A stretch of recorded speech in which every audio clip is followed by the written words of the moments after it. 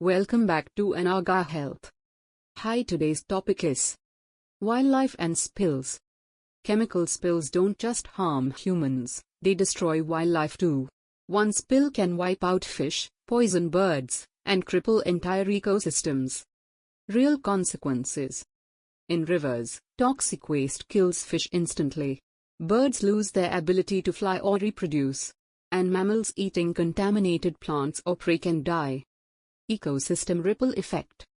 Even a small spill can disrupt the food chain. When one species suffers, every predator, prey, and plant feels the impact. Cleaning up takes years, sometimes, full recovery is impossible. That's why preventing spills is vital, to protect people and wildlife. Subscribe if you care about nature. Do like, share, comment and subscribe to Anaga Health channel.